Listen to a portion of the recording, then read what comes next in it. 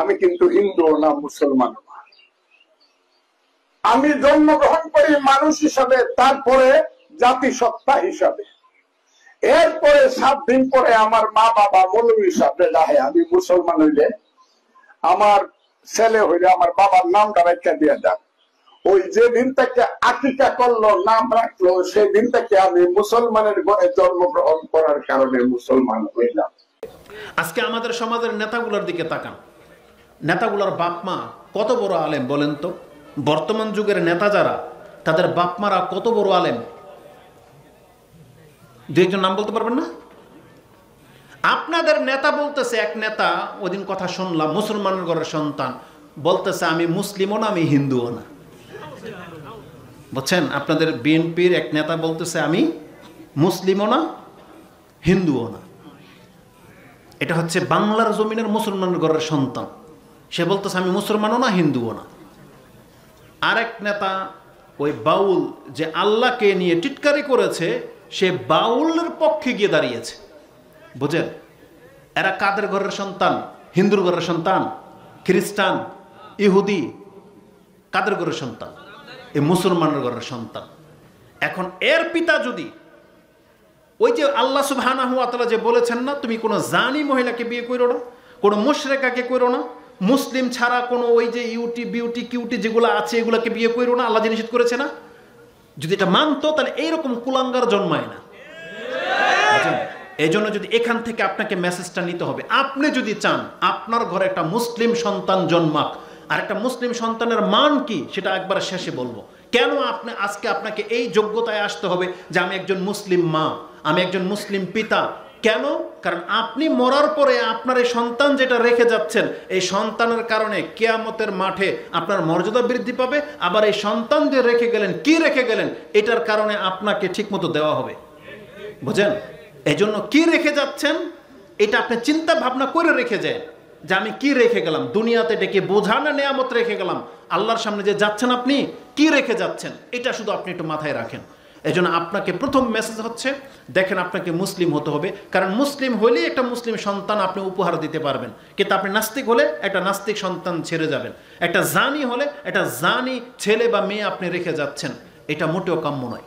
তো আল্লাহ সুবহানাহু ওয়া তাআলার নীতি এটা যে নূহ আলাইহিস সালাম বলেছিল যে কাফেররা সাধারণত পাপী আর কাফেরই জন্ম দেয়, কিন্তু মুসলিমের টার্গেট কি? মুসলিমই জন্ম দেবে। কারণ রাসূলুল্লাহ সাল্লাল্লাহু আলাইহি সাল্লাম বলেছেন এটা হচ্ছে দুনিয়ার নিজাম, নিয়ম, যে যে যার সাথে চলে, যে যার সাথে থাকে সে তার মতোই হয়। যেমন রাসূলুল্লাহ সাল্লাল্লাহু আলাইহি ওয়াসাল্লাম থেকে ইমাম বুখারী এবং মুসলিম একটা হাদিস কোট করেছেন, যেটা মুসলিমে আপনি কাদর তাকদীর অধ্যায়ে পেয়ে যাবেন। যে বুখারীর এবং মুসলিমের হাদিস, আবু হুরায়রা তার বর্ণনাকারী, বুখারীতে হাদিসটি 1385 এবং মুসলিমে হাদিসটি 6648 রয়েছে, যে রাসূলুল্লাহ সাল্লাল্লাহু আলাইহি ওয়াসাল্লাম বলেছেন কুল্লু মাউলুদিন ইউলাদু আলাল ফিতরা, প্রত্যেকটা বাচ্চা কিন্তু তার ফিতরতের উপরে জন্ম নেয়, তার মানে স্বাভাবিক স্বভাবের উপর জন্ম নেয়। ফা আবাওয়াহু ইউহাউইদানি ও নাসসিরানি আও ইউমাজ্জিসানি, বাপ মা তাকে ইহুদি বানায়, খ্রিস্টান বানায়, না হয় অগ্নি পূজারী বানায়। তার মানে ইসলামের উপরে আল্লাহ জন্ম দেয়। যেমন আদম আলাইহিস সালাম কি মুসলিম না? তো তার নাসল থেকে যত সন্তান জন্মেছে সব মুসলমান রূপে আল্লাহ জন্ম দেয় পৃথিবীতে।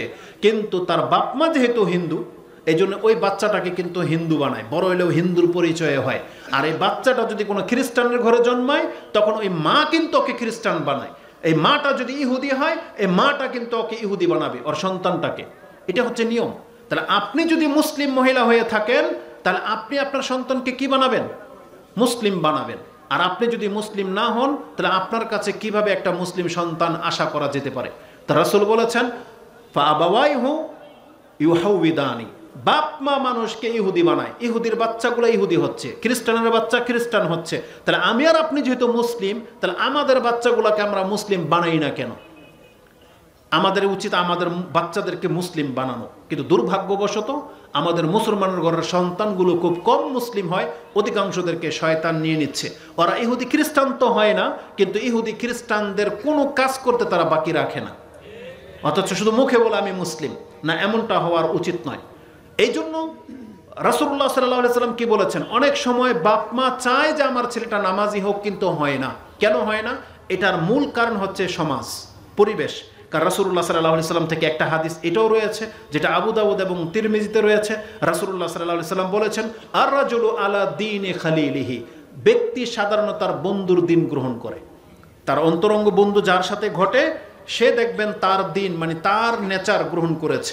এই জন্য রাসূল বলেছেন, ফালিয়ানজুর আহাদুকুম মাইয়ুখাল্লিলু, তার মানে তোমাদের প্রত্যেককে বিচার করে দেখা উচিত সে তার অন্তরঙ্গ বন্ধু হিসাবে কাকে গ্রহণ করতেছে, এটা দেখা উচিত। এই জন্য আমি মুসলিম মহিলাদেরকে এখানে আরেকটু নজর দিতে চাচ্ছি, যদিও কথাটা বাচ্চাদের দিকে গেল, কিন্তু মুসলিম মহিলাদেরকে আরেকটু নজর দিতে চাচ্ছি।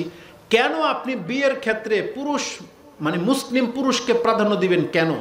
কারণ মহিলাদের স্বভাব হলো যখন যার সাথে বিয়ে হয়ে যায় দেখবেন প্রত্যেকটা মহিলার নেচার আল্লাহ তাদেরকে বানিয়েছে এইভাবে। যেমন এই যে পানির কালার কি একদম সাদা না, মানে ক্লিয়ার, যেটাকে বোঝায় ক্লিয়ার। এটাতে আপনি নীল দেন কি হয়ে যাবে? নীল। লাল রং দেন লাল হয়ে যাবে। ঠিক মহিলাদের স্বভাব হচ্ছে এটা। আপনি মহিলাকে যদি একটা বেনামাজির সাথে বিয়ে দেন, নামাজি মেয়ে ছিল কিন্তু আস্তে আস্তে বেনামাজি হয়ে যাবে। ওরা যদি একটা ওই যে হাই সোসাইটি যেটাকে বলে হায়ার সোসাইটি বা মানে যারা দুনিয়া নিয়ে চলে এমন একটা পরিবারে বিয়ে দেন, এও দেখবেন শাড়ি পরে তার স্বামীর সাথে পার্টিতে যাচ্ছে, তার গায়রত সে হারিয়ে ফেলবে। তাকে যদি একটা ব্যবসায়ীর সাথে বিয়ে দেন দেখবেন তার রূপরেখা সব ব্যবসায়ীদের থ্রুয়ে চলে যাবে। এই ব্যক্তি যখন একটা নেশাখোরের সাথে জুয়ারের সাথে বিয়ে হয় তখন এই মহিলাটা সেই সমাজে মিশে যায়, তখন সে তার স্বামীর দিন গ্রহণ করে। এই জন্য আল্লাহর মূলনীতি কিন্তু আল্লাহ বলেছেন মুসলিমরা চাইলে আহলে কিতাবের কোনো মহিলাকে বিয়ে করতে পারে, এটা তার জন্য জায়েজ করা হয়েছে। কিন্তু কোনো মুসলিম মহিলাকে কোনো কাফেরদের সাথে আহলে কিতাবদের সাথে বিয়ে দেওয়া জায়েজ নাই। কারণ যদি আপনার মেয়েকে খ্রিস্টান, ইহুদি, বৌদ্ধ, মুশরিক, বেনামাজির সাথে বিয়ে দেন তাহলে আপনার মেয়ে ওই রকম হয়ে যাবে। এই জন্য আল্লাহ বলেছেন যে মুসলিম মহিলাদেরকে অন্তত মুসলিম ছেলেদের কাছে বিয়ে বসা উচিত, না হলে তার চরিত্র ওই রকম হয়ে যাবে। এই রিসেন্টলি একটা ঘটনা, আমি সেই শেখের নাম নেব না, হয়তো ইঙ্গিতে বললে সবাই জেনে যাবে, কিন্তু তার একটা মেয়ের একটা মানে সংবাদ শুনে দুঃখ লাগলো। এক বাউলের সাথে বিয়ে হয়েছে, বুঝছেন, বাউল। এখন এই মেয়ে ওই স্বামীর বাউলের টান টানে, বুঝেন, অথচ তার পিতা কিন্তু অনেক বড় একজন আলেম, কোরআন সুন্নাহর দক্ষ একজন আলেম, কিন্তু ওই বাউলের সাথে বিয়ে হওয়ার কারণে সে এখন ওই বাউলের পক্ষে টানে। তার মানে এমন ঘরের মেয়েও এইরকম বিপথে যেতে পারে, আমার মেয়ে আপনার মেয়েও হয়ে যেতে পারে, আমাদের কন্ট্রোলের বাইরে চলে যাবে, যতই আপনি আল্লাহওয়ালা আহলে হাদিস এবং সালাফিদের নেতা হন না কেন। বোঝেন কথা? তার মানে এটা এতটা সেন্সিটিভ বিষয় যে আপনি আপনার কন্ট্রোল থেকে হারিয়ে যাবে যদি আপনার মেয়ের জন্য আপনি যোগ্য পাত্রকে বেছে না দিতে পারেন। আপনার মেয়ে যদি নিজে নিজে ডিসাইড করে, নিজে নিজে বেছে নেয়, যারা নিজে নিজে নিজেদের স্বামী বেছে নিয়েছে তারা অধিকাংশে লাঞ্ছিত হয়েছে এবং হচ্ছেও।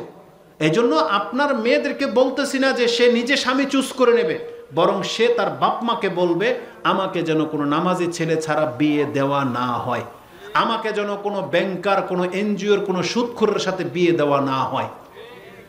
এটা প্রত্যেকটা মেয়ের ডিমান্ড থাকতে হবে যে আমার স্বামী যেন হালাল খায়। এই কথাগুলো কেন বলতেছি? আপনার সন্তানের জন্য এটা বেশি উপযোগী। কেন? আসুন আমি আপনাকে সেই দিকে নিয়ে যাই, যদিও সময় মানে খুব চলে যাচ্ছে।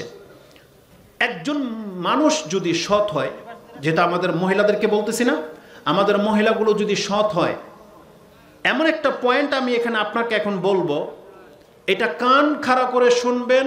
প্রত্যেক ওই মহিলা যার বিয়ে হয়েছে বা হয়নি, যার বাচ্চা আছে বা হয়নি বা হবে, প্রত্যেকটা মহিলা শুনে রাখেন। এটা আমি 10 বছরের মেয়েকেও বলতে চাচ্ছি। 10 বছরের মেয়ে, তাই না? ও তো এখন মাত্র ম্যাচিউরড হচ্ছে, ও কিছু কথা বুঝে, ও বুঝবে। এই 10 বছরের মেয়েদেরকে নিয়ে শুরু করে একবারে 18, 20, 25 প্রত্যেক লেভেলের মেয়েদেরকে আমি এটা বলতে চাচ্ছি, আপনি ব্যক্তিগত সৎ হওয়ার চেষ্টা করেন, আপনার অন্তরটাকে সৎ করেন, সৎ হওয়ার চেষ্টা করেন। কেন জানেন?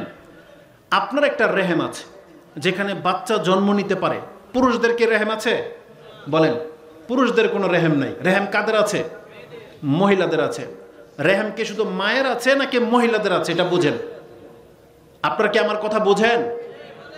আমি মাত্র 2-1 জন আওয়াজ পাচ্ছি, আপনারা কি কথা বোঝেন? রেহেম শব্দটা তো বোঝেন, যেখানে বাচ্চা বড় হয়, বাচ্চাটা থাকে এবং বড় হয়, এটাকে কি বলে? রেহেম। আমাদের দেশের ভাষা হলো মায়ের রেহেম, বলে না? মায়ের রেহেম, কিন্তু শব্দটা আসলে মায়ের রেহেম না। মহিলাদের রেহেম হয়। কোরআনে যে আল্লাহ সুবহানাহু ওয়া তাআলা বলেছেন ওয়ায়ালামু মা ফিল আরহাম, আল্লাহ শুধু একমাত্র জানে যে রেহেমের মধ্যে কি আছে। আল্লাহ কিন্তু এই কথা বলে নাই যে ওয়ায়ালামু মা ফি উম্মিহিল আরহাম, যে মায়ের রেহেমের মধ্যে কি আছে এটা আল্লাহ জানে, এটা কিন্তু আল্লাহ বলে নাই। অনেক নাস্তিক কি কয় জানেন, যে শুধু এটা আল্লাহ কেন, ডাক্তাররাও জানে। একটা মেয়ে যখন প্রেগনেন্ট হয় কিছুদিন পরেই ডাক্তার বলতে পারবে এটার মধ্যে ছেলে একটা না দুইটা, ছেলে না মেয়ে, পূর্ণাঙ্গ না অপূর্ণাঙ্গ, এটা ডাক্তাররাও বলে দেয়। আল্লাহ কিন্তু এই কথা বলে নাই যে মায়ের পেটে কি আছে সেটা আল্লাহ জানে। আল্লাহ বলেছেন ওয়ায়ালামু মা ফিল আরহাম, রেহেমের মধ্যে কি আছে সেটা আল্লাহ জানে। যেমন মরিয়ম আলাইহিস সালামের মা যখন আল্লাহর কাছে একটা পুত্র সন্তান চাইলেন এবং মসজিদের খাদেম হিসেবে নিযুক্ত করার ঘোষণা করলেন, কিন্তু জন্ম নিল যখন মহিলা, একটা কে মহিলা মরিয়ম আলাইহিস সালাম। এখন এই মরিয়ম আলাইহিস সালাম একটা মেয়ে রূপে জন্মেছে। এই মরিয়ম আলাইহিস সালামের এই শিশু বাচ্চাটার পেটে কি রেহেম আছে কিনা নাই বলেন? আছে। এখন আল্লাহ যে এই মরিয়মের পেট থেকে ঈসা আলাইহিস সালামকে বের করবে, এটা কি আল্লাহ জানে কি জানে না? আল্লাহ এই কথাটাই বলতেছে যে তুমি যাকে মেয়ে হিসেবে দেখতেছো তুমি জানো না এটা কে। এই মহিলার মতন কোনো পুরুষ হয় না, ওয়ালাইসা যাকারু কাল উনসা, এই মহিলার মতো পুরুষ হয় না। কেন? কারণ আল্লাহর প্ল্যানিং আল্লাহ রেখেছে যে এর পেটবানা কাদেরকে? আল মুশরিকাত, মুশরিক মহিলাদেরকে। হাত্তা ইউমিননা ওয়ালা আমাতুন মুমিনাতুন খায়রুম মিন মুশরিকাতিন ওয়ালাউ আজাবাতকুম। আল্লাহ প্রত্যেকটা মুসলিম পুরুষকে বলতেছেন দেখো মুশরিক মহিলা যারা শিরিক করে, ইহুদি নাসারা খ্রিস্টান হিন্দু বৌদ্ধ এমনকি মুসলমানের ঘরের সন্তান যে শিরিক করে, মাজারে গিয়ে বা দিন সম্পর্কে বেখবর জানে না, বহুভাবে শিরিক করে, এই মহিলাটা অনেক সুন্দর, অনেক সুন্দর, তোমাকে একবারে পরাভূত করে দেয়, যেটাকে আমাদের যুবকরা ক্রাশ বলে বা কি বলে, ক্রাশ খেয়ে যায় নাকি, কি বলবো আপনাকে ভাষা। আমি এক কথায় যে আপনার নজর কেড়ে নেয়, যে আপনার অন্তরকে ঝুঁকিয়ে দেয়, স্থির করে দেয়। আমরা তো আর ওই যে বক্তাদের মতন গান গাইতে পারি না, না হলে কিছু গানের সুরও আপনাকে শোনাইতাম যে তাদের ভাষাগুলা কি ব্যবহার করে। তো যেই মহিলা মুসলিম না, মুশরিক, হতে পারে মুসলমানের ঘরের সন্তান, হতে পারে ইহুদি খ্রিস্টান বৌদ্ধ, যার তার ঘরে, কিন্তু মুশরিকা, আল্লাহ বলতেছেন এই মুশরিকা মহিলাটা তোমার নজরে সবচেয়ে প্রাধান্য পাওয়া মুসলিম মহিলা হইতে পারে, কিন্তু তুমি মুসলিম জেনে রাখো একজন মুসলিম মহিলা সে যদি কৃত দাসীও হয়, ওয়ালা আমাতুম মুমিনাতুন খায়রুম মিন মুশরিকাতিন ওয়ালাউ আজাবাতকুম, তোমাকে যদি একবারে গালিয়ে ফেলে এমন মহিলার চেয়ে একটা মুসলিম কৃত দাসী তুমি বিয়ে করো, এটা তোমার জন্য বেশি কল্যাণকর।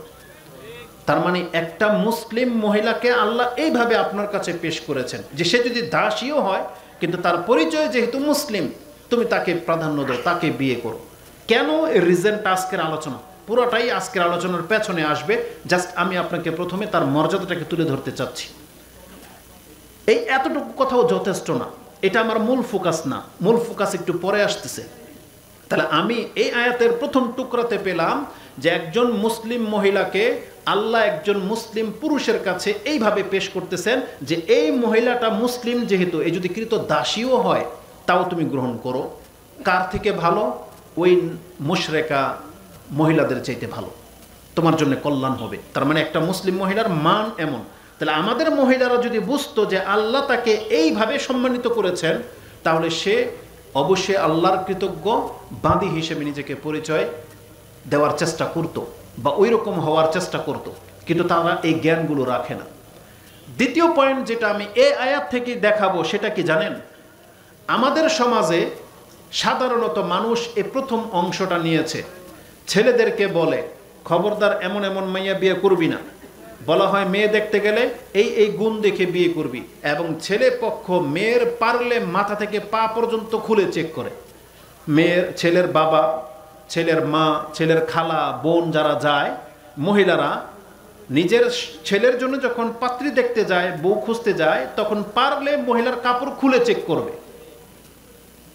কিন্তু কোনো মেয়ের পক্ষকে, মেয়েকে আজ পর্যন্ত এই অধিকারটা দেওয়া হয় নাই বা মেয়েকে বোঝানো হয় নাই যে তুমি বিয়ে বসতেছো, এটা তোমার লাইফ, অবশ্যই ছেলে সম্পর্কে তোমার একিন হইতে হবে, তোমার দৃষ্টিভঙ্গি, তোমার রেজামন থাকতে হবে, তাইলে বিয়ে দেব। কোনো মেয়ের কাছ থেকে ওপিনিয়ন নেওয়া হয় না, বরং আমাদের সমাজের বাপ মা বা সমাজের মাতাব্বরদের আর ওই ঘটকদের ভূমিকাটা এমন যে ও আবার ওর কিসের ওপিনিয়ন, ওকে যার তার সাথে বিয়ে দিব ও রাজি হয়ে যাবে, বোঝা আপদ দূর হইল।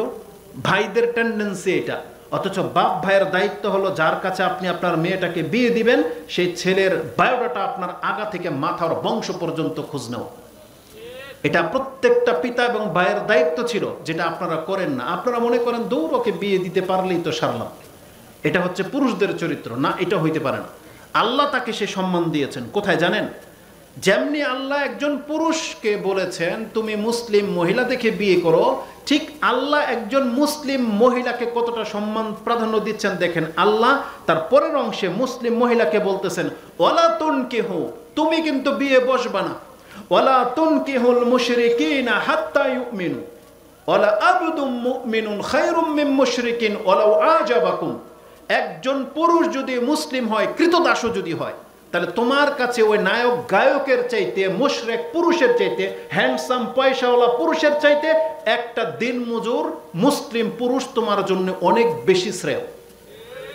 এটা আল্লাহ পেশ করতেছেন, একজন মুসলিম মহিলাকে বলতেছেন যে তুমি যদি বিয়ে বসতে হয় তাহলে একজন মুসলিম পুরুষের কাছে বিয়ে বসবা।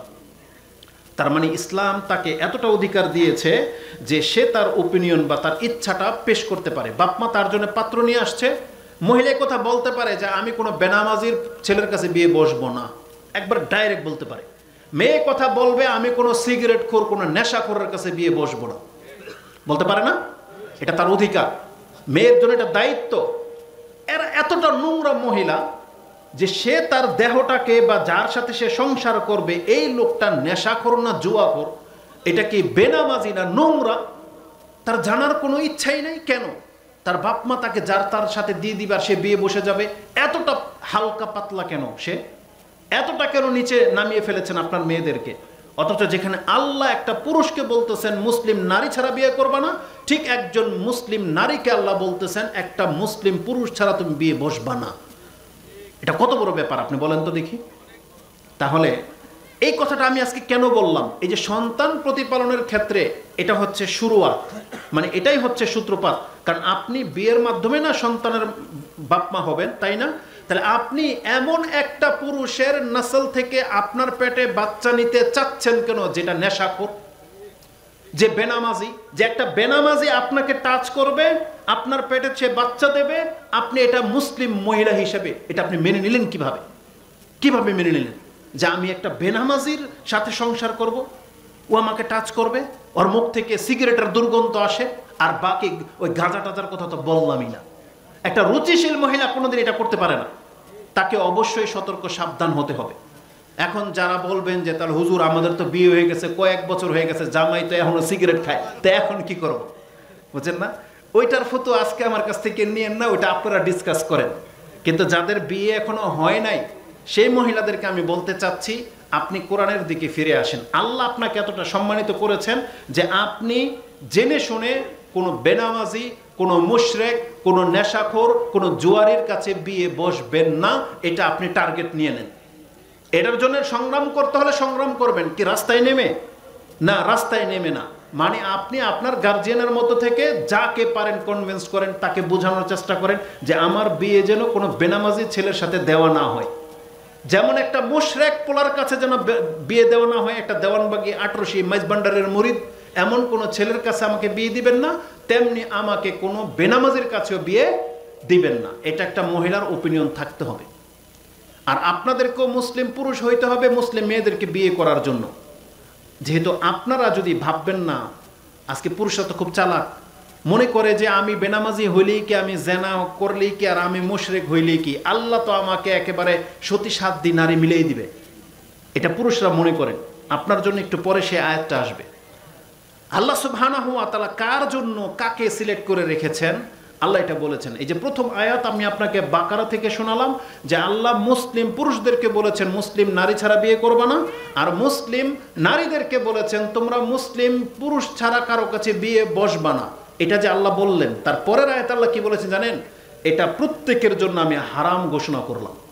আল্লাহ বলেছেন একটা মুসলিম পুরুষ সে যেমন একটা মুশরিকা নারীকে বিয়ে করতে পারে না, এটা যেমন হারাম, ঠিক একটা মুসলিম মহিলা কোনো মুশরিক পুরুষের কাছে বিয়ে বসতে পারে না। আল্লাহ বলছেন এটা আমি হারাম ঘোষণা করলাম। তাহলে এরা কাকে বিয়ে করবে? যদি কোনো জানি পুরুষ হয় যে জানা করেন, অথবা আপনি শিরিক করেন, আপনি জেনে নেন আল্লাহ আপনাকে বলেছেন যে তোমার নসিবে হয় এরকম একটা জানি মহিলাই পড়বে অথবা একটা মুশরিকা মহিলাই পড়বে। তুমি কোনোদিন ভাববা না যে তুমি একটা তাওহীদবাদী মহিলা পাইবা, এটা তুমি ভাইবো না। এটা আল্লাহ বলে দিয়েছেন, এটা আপনি সূরা নূরে পাবেন। আল্লাহ বলেছেন আয-যানি লা ইয়ানকিহু ইল্লা যানিয়াতান আও মুশরিকা। এই কথাটা মনে রাখেন, দুইটার একটা, মানে আপনি যাকে বিয়ে করবেন হয় সে জানি হবে আপনার মতো অথবা মুশরিকা হবে। মানে আল্লাহ আপনার তকদিরে এমন রাখবেন না যে আপনি নিয়মিত শিরিক করে যাবেন অথবা জেনা করে যাবেন, আর আল্লাহ আপনার তকদিরে একটা পবিত্র একটা ওই যে ইউসুফ আলাইহিস সালামের মায়ের মতো বা মুহাম্মদ সাল্লাল্লাহু আলাইহি সাল্লামের মায়ের মতো বা আমাদের সাহাবা ইকরামদের মায়ের মতো কোনো একজন সতী সাধ্বী উত্তম চরিত্রের কোনো মহিলা আল্লাহ প্রস্তুত করে রেখেছেন, এটা আপনি ভাইবেন না। ঠিক তেমনি যেই মহিলারা শিরিক করে বা জেনা করে গোপনে, সেও যেন এটা না ভাবে যে তার জন্য আল্লাহ একটা মুসলিম পুরুষকে রেডি করে রেখেছেন, এটা যেন সে না ভাবে। আর বর্তমান অবস্থাটা এমন হয়ে গেছে, এই সমস্ত নোংরা মহিলাগুলা তারা সৎ পুরুষের চাইতে ওই নেশাখোর আর ড্যান্সার আর গায়ক আর জুয়ারিকে বেশি পছন্দ করে। সমস্যাটা হচ্ছে এখানে, একটা হালাল ইনকাম করে এমন একটা পুরুষকে বেছে নেবে, তার লাইফটা ধন্য হয়ে যাবে, তারা এটা মনে করে না। রাসূলুল্লাহ সাল্লাল্লাহু আলাইহি ওয়াসাল্লামের উপদেশ কি? একজন নারী বলতেছেন ইয়া রাসূলুল্লাহ, আমাকে বিয়ের প্রস্তাব দিয়েছে উসামা, আমাকে বিয়ের প্রস্তাব দিয়েছে আবু হাজামি হবে তার নাম, আমাকে বিয়ের প্রস্তাব দিয়েছে মুআবিয়া, তিনজন সাহাবী প্রস্তাব দিয়েছে, আমি কার প্রস্তাবটাকে গ্রহণ করব? রাসূলুল্লাহ সাল্লাল্লাহু আলাইহি ওয়াসাল্লাম বলেছেন আবু হাজাম তিনি তো বউ পিটায়, তার কাঁধে থেকে কোনোদিন লাঠি নামায় না, তার মানে বউ কিন্তু আছে, তার মানে এর স্বভাব হচ্ছে বউ পিটায়, তুমি তার কাছে বিয়ে বইসো না। তা বলা হয়েছে যে মুআবিয়া তো ফকির, ও তো কি খাওয়াবে তোমাকে, এত দরিদ্র ছিলেন মুআবিয়া রাদিয়াল্লাহু আনহু, যিনি পঞ্চম খলিফা, অথচ রাসূলের শালা বলতেছেন মুআবিয়া তো তোমাকে কিছু খাওয়াইতে পারবে না, তো গরিব, তুমি উসামাকে বিয়ে করো। উসামা ছিল অত্যন্ত কালো নিগ্রো, বেলাল রাদিয়াল্লাহু তাআলা আনহুর মতন কালো, উসামা, যায়েদ, তারা সবাই অত্যন্ত কালো ছিল।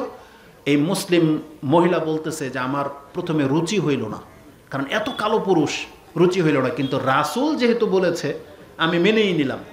কিন্তু সে বলতেছে এই উসামার সাথে বিয়ে বসার পর আল্লাহ তার মাধ্যমে আমাকে এতটা সম্মানিত, এত বরকত দিয়েছে যেটা আমি বিয়ে না বসলে বুঝতে পারতাম না। তার মানে কোরআন হাদিস আপনাকে যে পরামর্শ দেয় আপনি এটাকে গ্রহণ করলে জিতবেন, ঠকবেন না।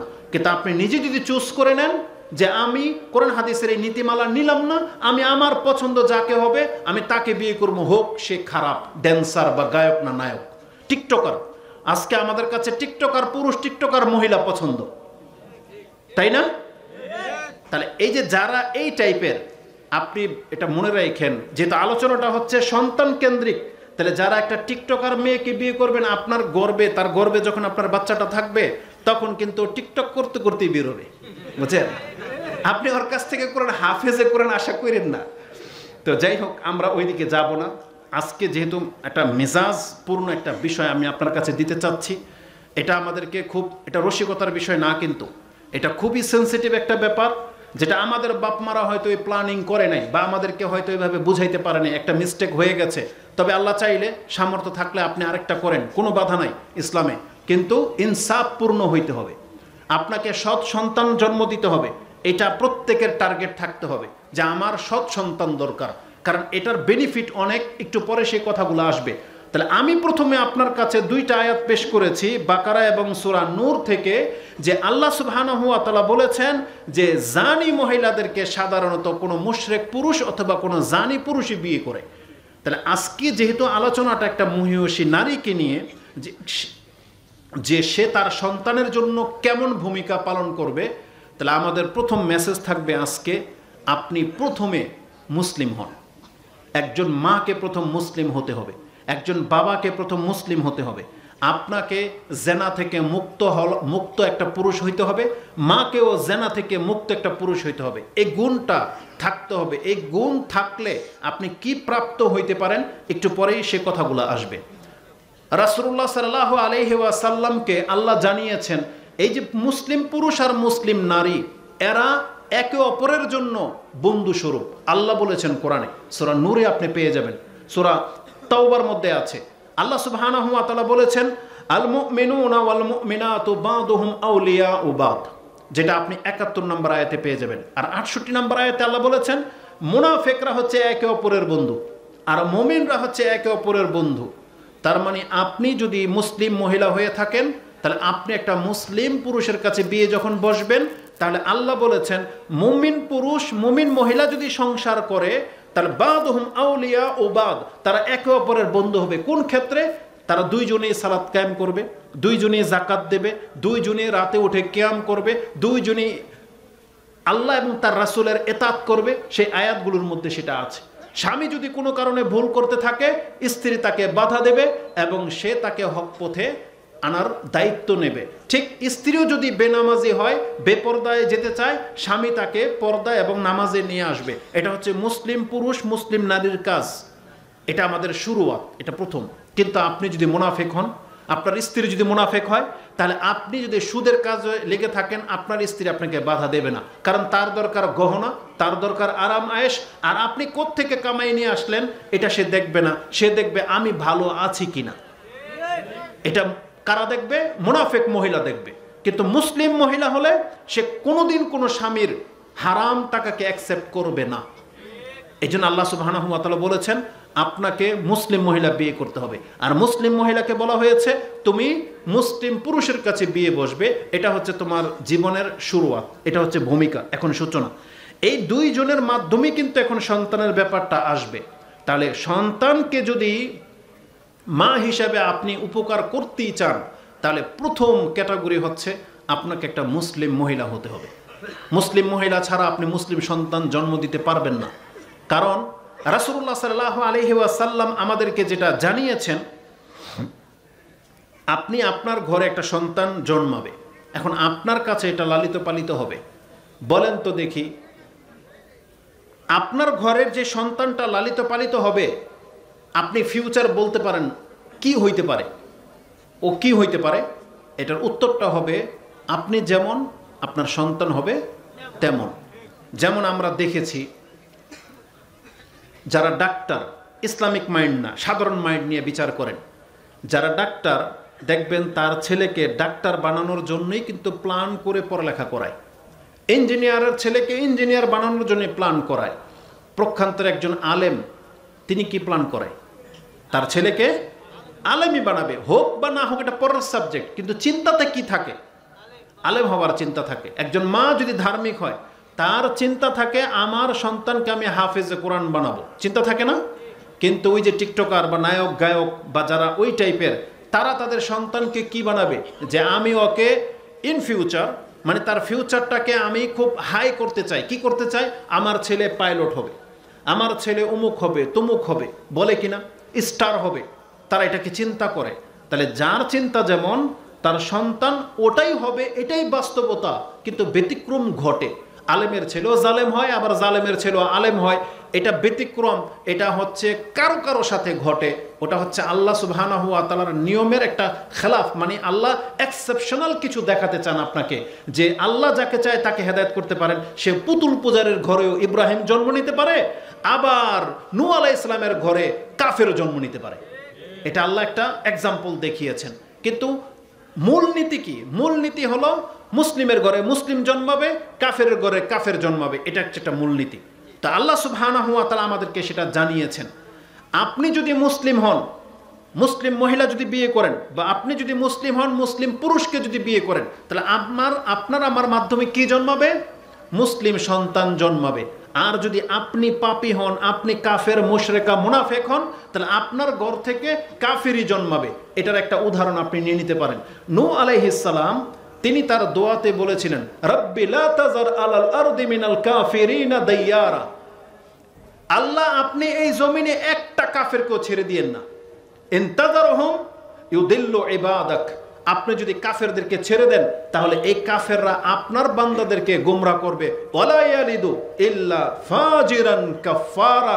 আর এই কাফেরগুলা কাফের সন্তান আর পাপী সন্তান ছাড়া তো আর কিছু জন্ম দিতে পারে না। তার মানে কোরআনের আয়াত সূরা নূহের শেষ আয়াতের দিকে আপনি পেয়ে যাবেন যে আল্লাহ বলেছেন নূহ আলাইহিস সালামের এই মূলনীতি যে বাপ মা যদি কাফের হয়, বাপ মা যদি নায়ক গায়ক ওই মুশরিক খেলতামশা প্লেয়ার হয়, তার মানে রাসূল বলেছেন আল্লাহর কাছে দোয়ায় আল্লাহ যদি আপনি কাফেরদেরকে ছেড়ে দেন, ওয়ালা ইয়ালিদু, তারা তো জন্ম দিতে পারে না কোনো মুসলিম সন্তানকে, ইল্লা ফাজিরান কাফারা, তারা শুধু পাপী আর এই কাফের সন্তানই জন্ম দেবে। আল্লাহ বলেছেন আপনার ঘরের মহিলা, এই যে মেয়ে যাদের বিয়ে হয় নাই, আপনি কি বলতে পারবেন আপনার নাতি, মানে আপনি হয়তো দাদা, আপনি নানা, আপনার এই মেয়ের পেটে কে জন্ম নেবে এটাকে আপনি বলতে পারবেন?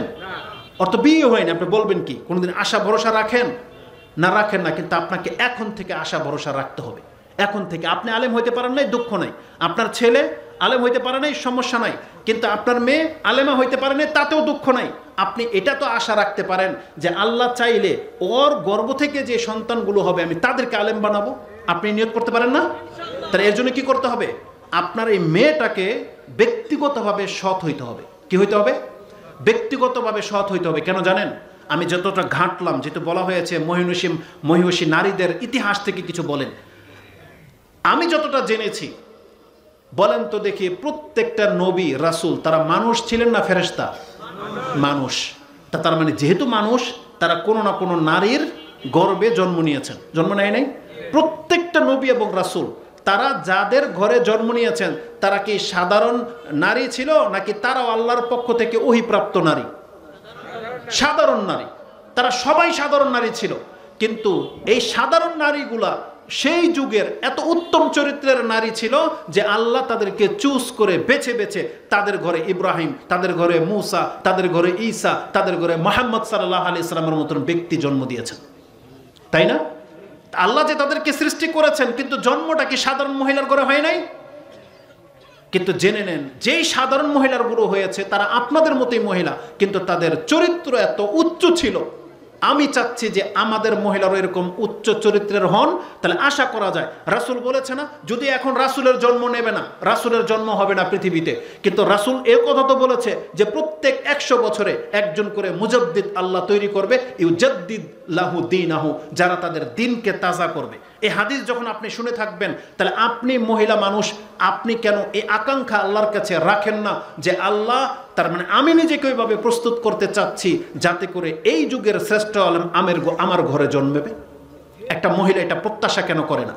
কারণ এটা আল্লাহর কাছে কি বড় কোনো কঠিন কিছু? আপনি কেন বলতে পারেন না যে আল্লাহ সাহাবা একরামদের মতো, আবু বকর ওমরের মতন একটা সন্তান আল্লাহ আমি আমার গর্ভে নিতে চাই? এটা আপনি কেন বলেন না? কেন আপনি নিজেকে এভাবে প্রস্তুত করবেন না? এই জন্য আমি বলতেছি, প্রথম থেকে আপনাকে মুসলিম হতে হবে। আপনাকে জেনা করা চলবে না, জেনা থেকে আপনাকে মুক্ত রাখতে হবে। কারণ একটা ছোট্ট কথা বলে দিই, কথাটা খুব মারাত্মক, কিন্তু আমি আমার এলেম থেকে বলতেছি, বাকি তাহকে করে আপনারা বড় আলেমদের কাছ থেকে জেনে নেবেন। এখন কোন নাস্তিক মহিলা তো এটা বলতে পারে যে সব নবীর জন্ম তো আর সৎ মহিলার ঘরে হয় নাই। যদি এটা তার উদ্দেশ্য থাকে, কেমন উদ্দেশ্য?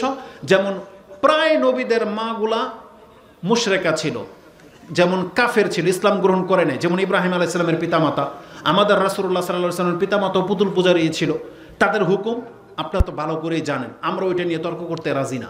কিন্তু এই নাস্তিক টাইপের মহিলাগুলো যদি বলে যে অনেক নবীর মারা তো ইসলামী গ্রহণ করে নাই, লূত আলাইহিস সালামের স্ত্রীও তো মুশরিকা ছিল, বলতে পারে না? তবে একটা কথা আমি আপনাকে জানাই রাখি, শুনেন, তাদের কাছে সঠিক জ্ঞান আসে নাই বা তারা গ্রহণ করে নাই, তারা কাফের মুশরিকা ছিল, এটা কথা সত্য। কিন্তু তাদের ঘর থেকে আল্লাহ যে নবীদেরকে জন্ম দিয়েছেন তারা ইসলাম গ্রহণ করে নাই, এটা আল্লাহর আলাদা একটা বিধান ছিল। কিন্তু একটা মহিলার চরিত্রগত কোনো সমস্যা ছিল আপনি প্রমাণ করতে পারবেন না। আপনি কি বুঝেন? একটা মহিলা মুশরিকা, যেমন আবু সুফিয়ান রাদিয়াল্লাহু তাআলার স্ত্রী হিন্দা এমন জাজরাইল মহিলা ছিল, রাসূল সাল্লাল্লাহু আলাইহি ওয়াসাল্লামের শাশুড়ি। তিনি হামজা রাদিয়াল্লাহু তাআলা আনহুর কলিজাকে কামড়াইছে, গিলে নাই, ঘৃণায়, কিন্তু কলিজাকে ফেরে এতটা রাগ ছিল তার যে সে রাসূল সাল্লাল্লাহু আলাইহি ওয়াসাল্লামের চাচা সাইয়্যিদুশ শুহাদা হামজা রাদিয়াল্লাহু তাআলার কলিজাকে বের করে এনে চাবাইছে। এত জঘন্য পর্যায়ে ছিল। এবং তিনি বলতো, এই জমিনের মধ্যে আমি যদি সবচেয়ে ঘৃণা করি কোনো ঘরকে ধ্বংস হওয়া, তাহলে রাসূল ইসলামের ঘরের দিকে ইঙ্গিত করত। কিন্তু এই মহিলাও যখন ইসলাম গ্রহণ করেছে তখন তিনি রাসূল ইসলামের কাছে আসতে লজ্জা বোধ করতেছিল, কিন্তু এক সময় তিনি যখন আসছে মাথা নত করে আসছে এবং তিনি তার অন্তরের কথা বলতেছে যে ইয়া রাসূলুল্লাহ, এই জমিনের মধ্যে সবচেয়ে খারাপ ঘর ছিল এইটা, কিন্তু আল্লাহর কসম করে বলতেছি এখন আমার অবস্থা এমন হয়েছে, আকাশ এবং জমিনের মাঝে আমি যদি মনে করি কোনো ঘরকে আল্লাহ সম্মানিত করুক তাহলে সেটা হচ্ছে আপনার ঘর। রাসূলকে বলতেছেন এই কথা, আপনার ঘর। এই হিন্দ যখন ইসলাম গ্রহণ করেছে, রাসূলুল্লাহ সাল্লাল্লাহু আলাইহি ওয়াসাল্লামের কাছে আসছে বায়াত হতে, তখন আল্লাহ সেই কোরআনের ওই আয়াত নাজিল করে দিয়েছেন যেটা আপনি সূরা মুমতাহিনা ৬০ নম্বর সূরার সেই মুমতাহিনার মধ্যে নাজিল করে দিয়েছেন যে আল্লাহ বলেছেন, হে নবী আপনি মুসলিম নারীদের কাছ থেকে বায়াত গ্রহণ করেন যদি তারা মুসলিম হতে চায়, লা ইউশরিকনা বিল্লাহি শাইআন ওয়ালা ইয়াসরিকনা ওয়ালা ইয়াজনিনা, তারা চুরি করতে পারবে না, তারা জিনা করতে পারবে না। আপনি কি জানেন এই হিন্দ তিনি কি বলেছিল যে ইয়া রাসূলুল্লাহ আযানি আল হুর ইয়াজনি, একটা স্বাধীন মহিলা কি জেনা করতে পারে? আপনি কি কথাটা বোঝেন?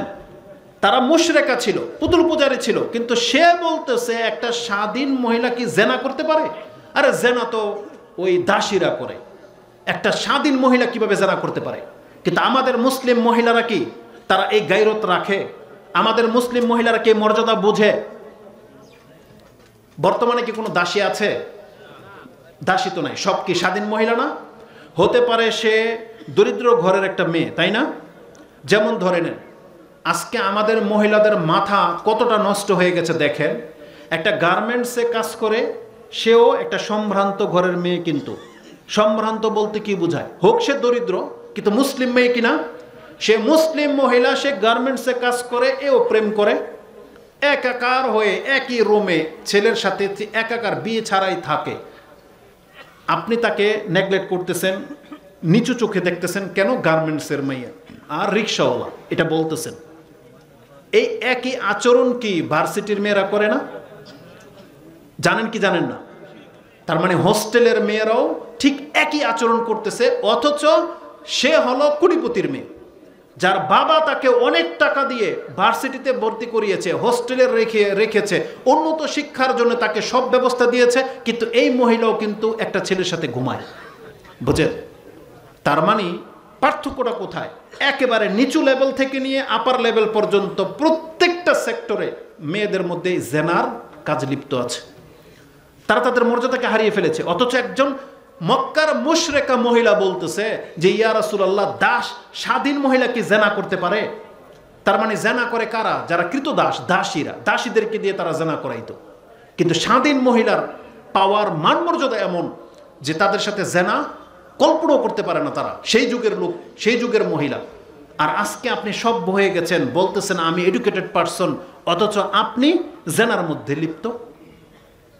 তাহলে এর ঘরে কি মুসলিম সন্তান জন্মাবে?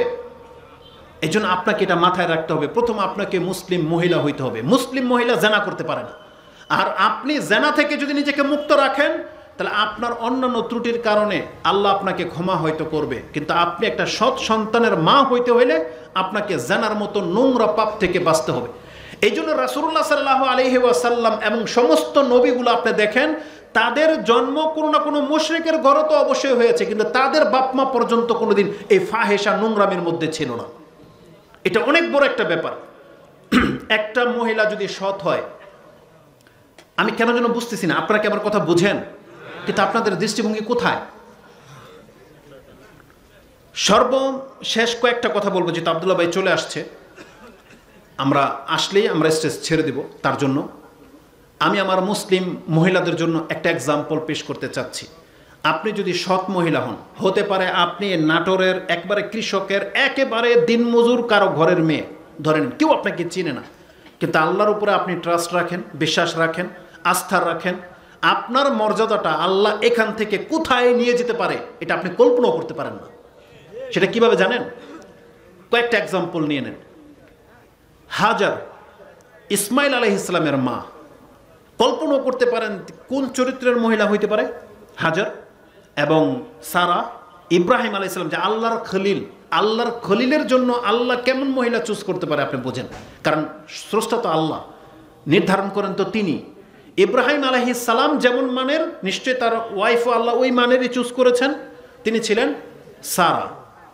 এই সারা রাদিয়াল্লাহু তাআলা আনহাকে যখন এক কাফের বাদশা অন্যায়ভাবে স্পর্শ করতে চাইল, তখন সারা রাদিয়াল্লাহু তাআলা আনহা তিনি নামাজে দাঁড়িয়ে গেলেন।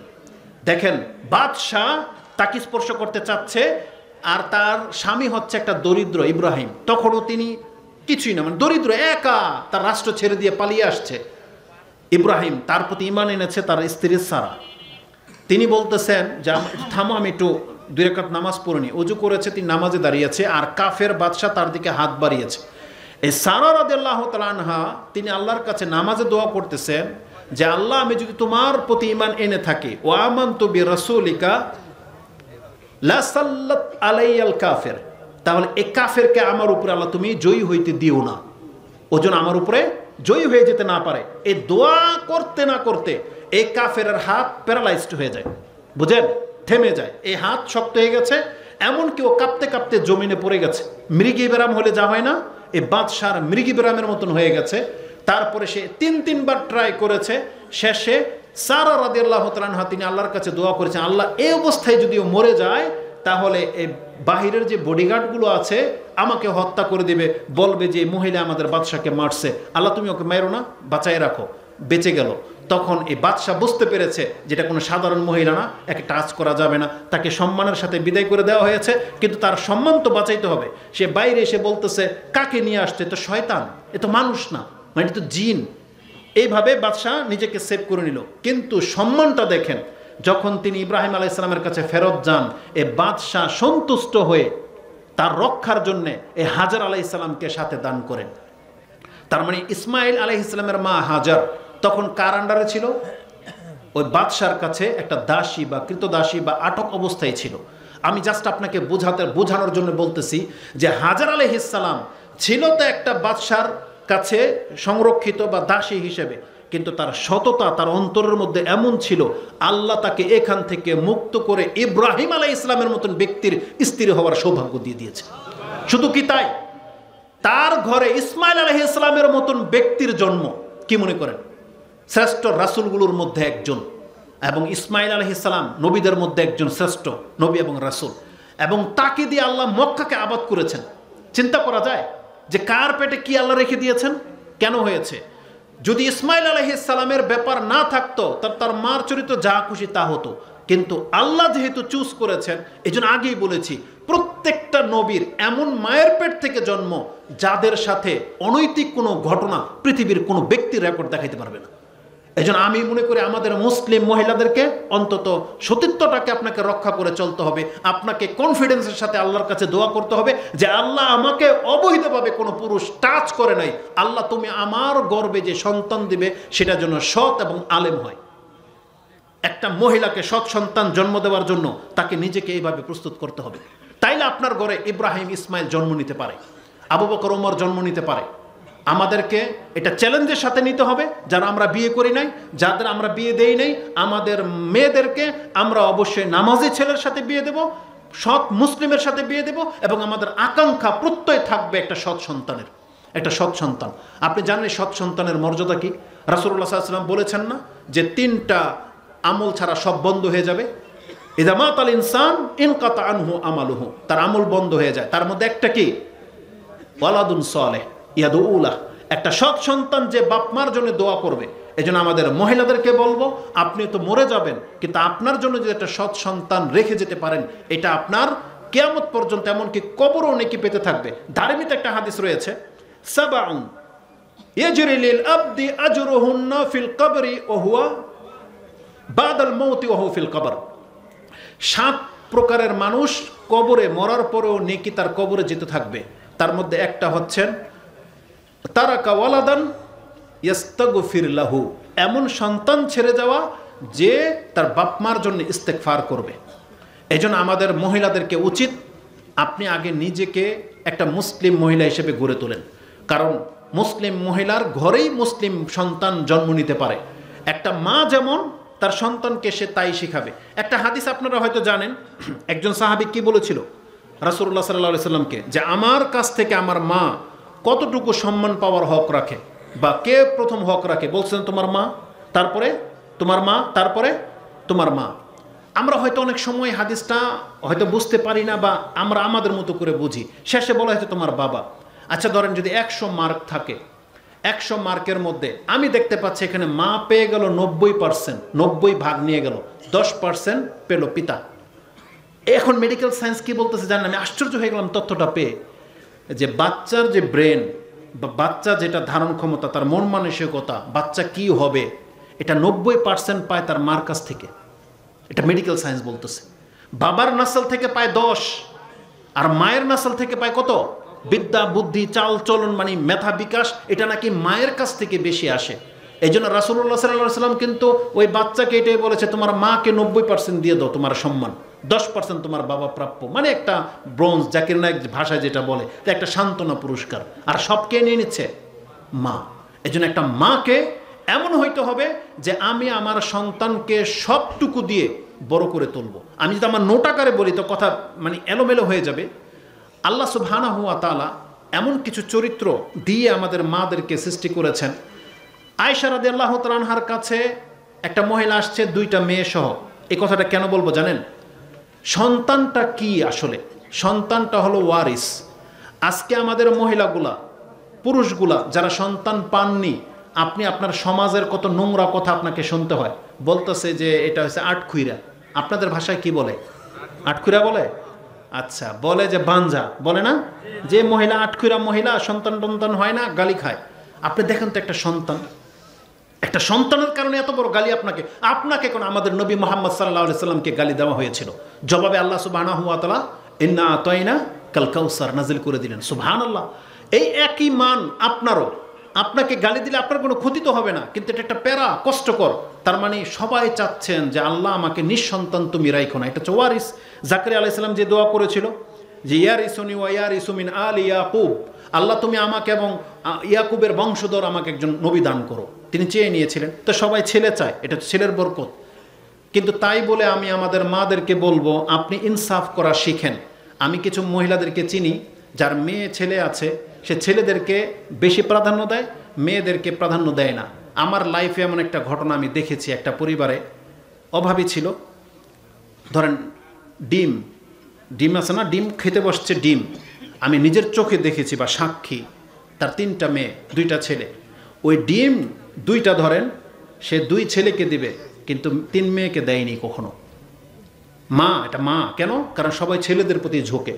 এই মেয়েদেরকে এতটা তিরস্কার করতে হবে, এতটা ছোট করে দেখা হয়ে গেছে। কিন্তু পরিহাস দেখেন এখন রেজাল্ট কি?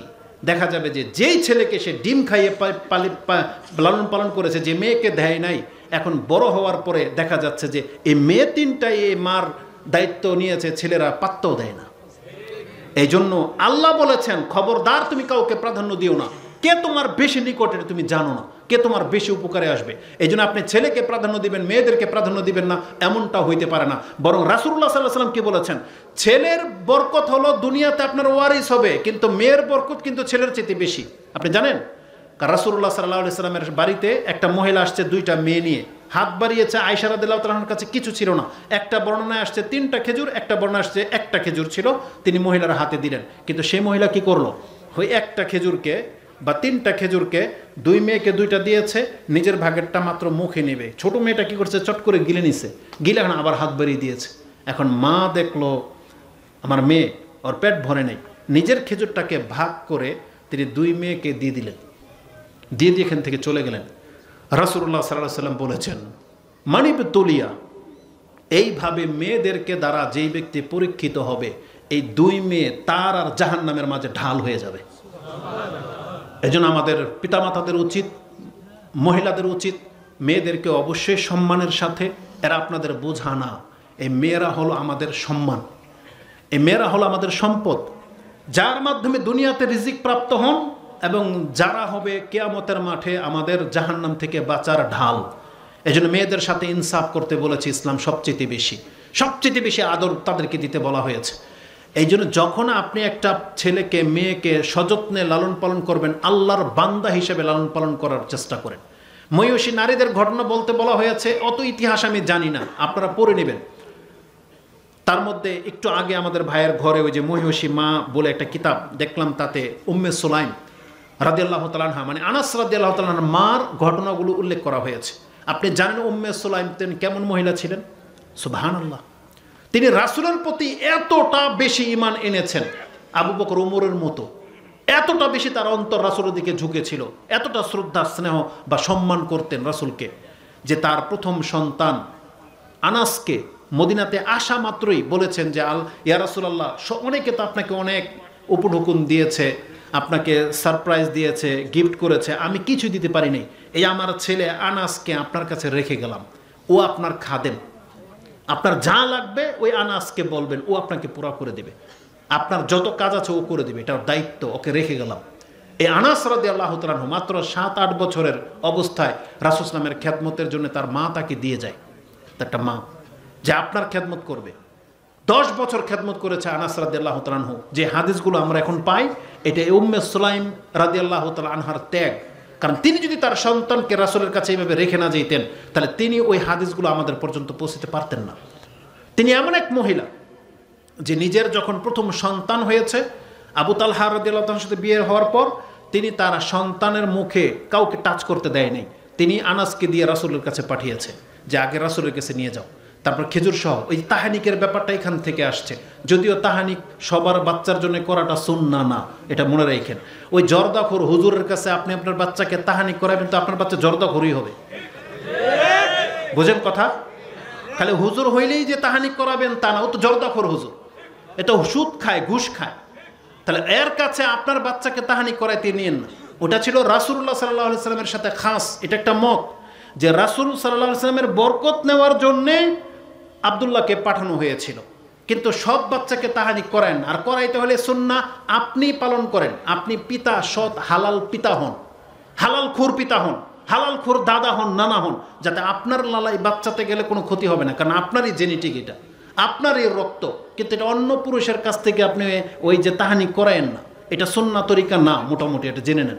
তো কথা হচ্ছে যে ইসলামে আপনাকে উদার হইতে হবে, মানে ইসলামের বিষয়টাকে আপনাকে খুব গুরুত্বের সাথে পালন করতে হবে।